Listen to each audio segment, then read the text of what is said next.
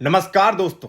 भारतीय राजनीति में इस वक्त एक ऐसा भूचाल आया है जिसने दिल्ली से लेकर मुंबई तक के सियासी गलियारों को हिलाकर रख दिया है। एक तरफ देश की संसद है जहां मर्यादा की सारी सीमाएं लांघने के आरोप लग रहे हैं।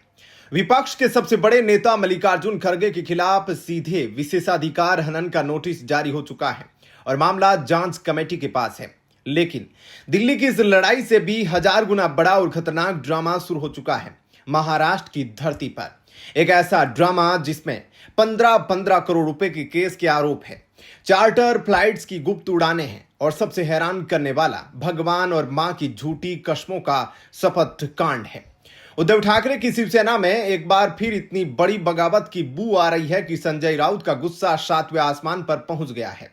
राउत ने कैमरे के सामने आकर चिल्लाते हुए कहा है, जिन्होंने साईं बाबा की और अपनी मां की कस्में खाई थी वो आज 15 करोड़ लेकर चार्टर फ्लाइट से दिल्ली भाग रहे हैं। आखिर महाराष्ट्र में चल रहे इस ऑपरेशन गद्दारी का पूरा सच क्या है? क्या उद्धव ठाकरे की पार्टी में 9 में से 6 सांसद सचमुच पाला बदल रहे हैं और दिल्ली में मल्लिकार्जुन खड़गे पर क्या एक्शन होने वाला है?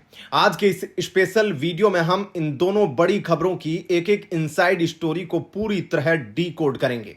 वीडियो को आखिर तक देखिएगा क्योंकि ऐसी कड़वी हकीकत आपको मुख्यधारा की मीडिया में देखने को नहीं मिलेगी। चलिए कहानी की शुरुआत करते हैं देश की राजधानी दिल्ली से। राज्यसभा में विपक्ष के नेता और कांग्रेस अध्यक्ष मल्लिकार्जुन खड़गे इस वक्त एक बड़ी कानूनी और संसदीय मुसीबत में फंसते नजर आ रहे हैं। मामला तब गरमाया जब खड़गे ने सदन के भीतर देश के प्रधानमंत्री नरेंद्र मोदी को लेकर कथित तौर पर कुछ बेहद अपमानजनक और अमर्यादित टिप्पणियां कर दी। बीजेपी का आरोप है कि खड़गे की भाषा न तो सदन की गरिमा के अनुकूल थी और न ही संसदीय परंपराओं की।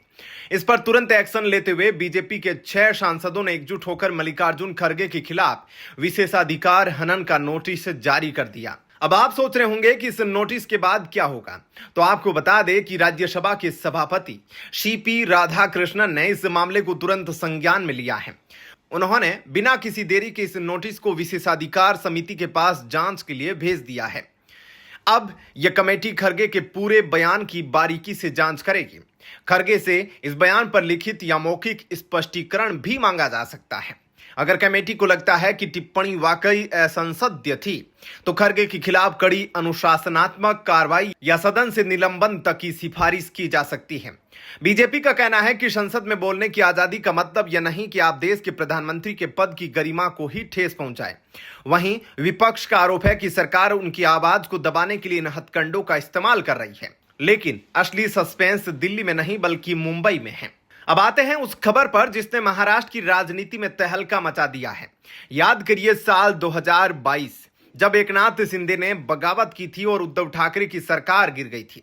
इतिहास खुद को दोहरा रहा है। राजनीतिक गलियारों में इस बात की पुख्ता चर्चा है कि शिवसेना यूबीटी के लोकसभा में जो 9 सांसद बचे हैं उनमें से 6 सांसद बहुत जल्द एकनाथ शिंदे की शिवसेना यानी असली शिवसेना में शामिल होने जा रहे हैं।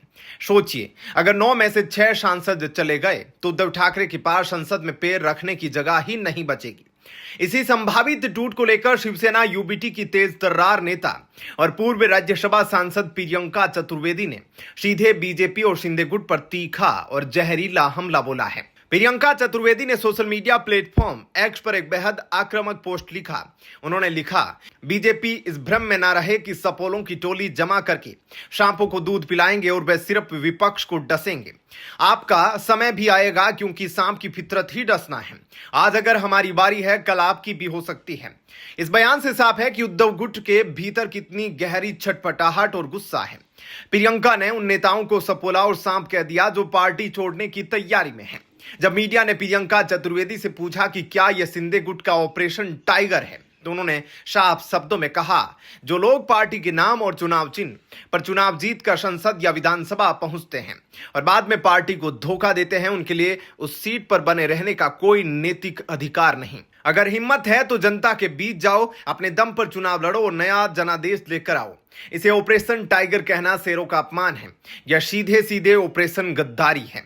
प्रियंका ने यह भी खुलासा किया कि उनकी पार्टी ने इस मामले को लेकर लोकसभा अध्यक्ष के सामने संविधान की दलीलें देते हुए अपना पक्ष रखा है, लेकिन मामला अभी भी अदालती और न्यायिक प्रक्रिया में लटका हुआ है।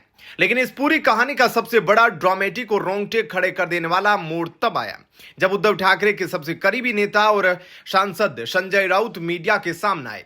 राउत ने जो खुलासे किए हैं उसने इस पूरी राजनीतिक लड़ाई को शपथ कांड में बदल दिया है। संजय राउत ने बताया कि अभी पिछले रविवार 14 तारीख को ही उद्धव ठाकरे की अध्यक्षता में मातोश्री पर पार्टी के सभी सांसदों की एक बेहद गोपनीय और महत्वपूर्ण बैठक हुई थी। इस बैठक में कुछ सांसद व्यक्तिगत रूप से मौजूद थे और कुछ वीडियो कॉन्फ्रेंसिंग के जरिए जुड़े थे और इस बैठक में जो हुआ वो राजनीति के गिरते स्तर की सबसे बड़ी गवाही है।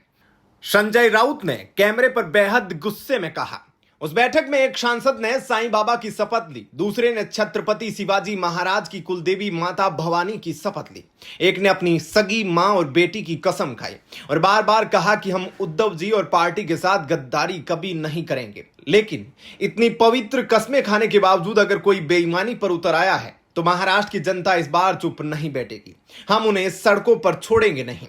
राउत ने इसके बाद जो आरोप लगाया उसने पूरे देश को चौंका दिया। राउत ने दावा किया कि उनके पास पुख्ता इनसाइड इंफॉर्मेशन है कि पाला बदलने वाले हर एक सांसद को 15 करोड़ रुपए का ऑफर दिया गया और इसी मोटी रकम के दम पर ये सांसद मुंबई से चार्टर फ्लाइट पकड़कर सीधे दिल्ली रवाना हुए हैं। राउत ने इन बागी सांसदों को चेतावनी देते हुए उनकी हैसियत याद दिलाई और कहा, तुम लोग अपने दम पर कुछ नहीं हो, तुम में से कई लोग तो 3 बार चुनाव हार चुके थे, घर बैठे थे, तुम्हें उद्धव ठाकरे ने टिकट दिया, शिव सैनिकों ने अपना खून पसीना बहाकर तुम्हें सांसद बनाया, तुम बाला साहेब ठाकरे के चेहरे पर जीते हो, अगर जरा सी भी शर्म बची है तो पहले अपनी सांसदी से इस्तीफा दो और फिर दूसरी पार्टी में जाओ। दोस्तों, महाराष्ट्र और दिल्ली की यह सियासी जंग अब उस मोड़ पर पहुंच चुकी है जहां से वापस लौटना नामुमकिन है। शिवसेना यूबीटी ने कल होने वाली संसदीय दल की बैठक के लिए विहिप जारी कर दिया है, यानी अगर बागी सांसद इस बैठक में नहीं आते या विहिप का उल्लंघन करते हैं तो उनकी सदस्यता रद्द करने की कानूनी लड़ाई शुरू हो जाएगी।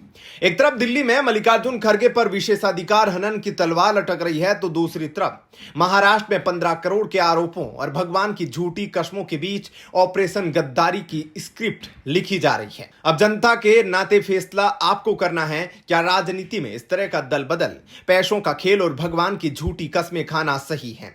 क्या उद्धव ठाकरे अपनी बची खुची पार्टी को बचा पाएंगे? आपकी इस पूरे मामले पर क्या राय है, हमें कमेंट बॉक्स में लिखकर जरूर बताएं।